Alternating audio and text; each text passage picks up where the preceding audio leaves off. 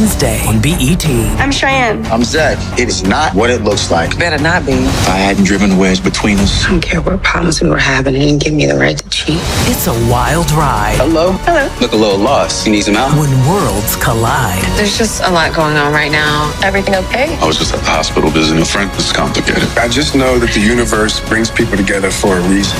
Say, Moss. Hello, Mr. Moss. Tyler Perry Sistas. All new Wednesday at 9. Watch it live on BET.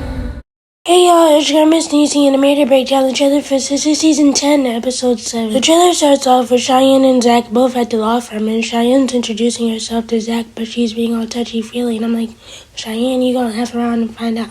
Zach is backing away, like, why is this lady touching on me? And Zach, little do you know, Cheyenne is attracted to any and everything.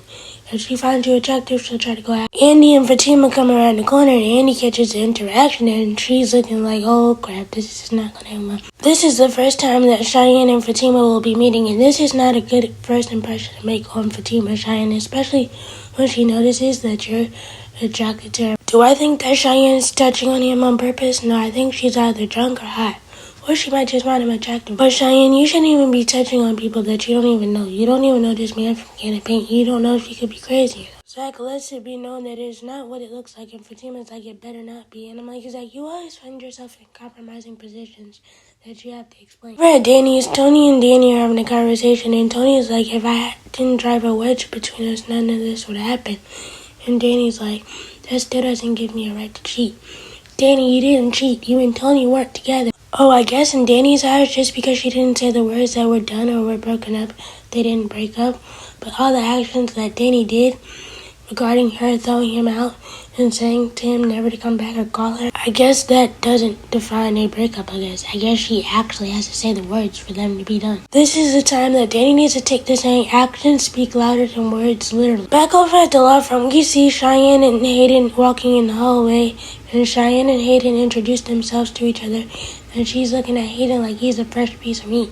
So she's like, I guess I can't get Zach, so I have to get. Cheyenne is like, who are you? And Hayden's like, you look like you must be lost or something. And I'm like, I hope that this doesn't turn out to be Hayden's new love interest. If Cheyenne does turn out to be Hayden's new love interest, this is not going to end well. This is either just going to be just as bad as him and Tamara, and he's going to have to deal with more legal issues, or she's not going to do him that bad. But the way that Cheyenne is, she always finds herself in deep trouble. And let's not forget that she has an abusive ex that's looking for her.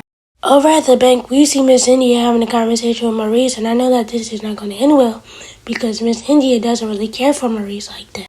If it was up to Miss India, Maurice would not be back at that job. But anyway, they have a conversation, and she's basically telling him the things that you got away with, Sabrina, you can't get away with. Maurice and Paige better be on the P's and Q's if they don't want to lose their job. The only thing that I can say about Maurice is he does have a backup plan with the business with Pam and Danny. Over at the law firm in Andy's office, we see her having a conversation with Dr. Vaughn, and I'm like, Dr. Vaughn, didn't she tell you that she wanted to take it slow? I think Dr. Vaughn is like scholarly intelligent, but when it comes to common sense, he doesn't have. Because then he goes on to say, I know the universe brings two people together for a reason.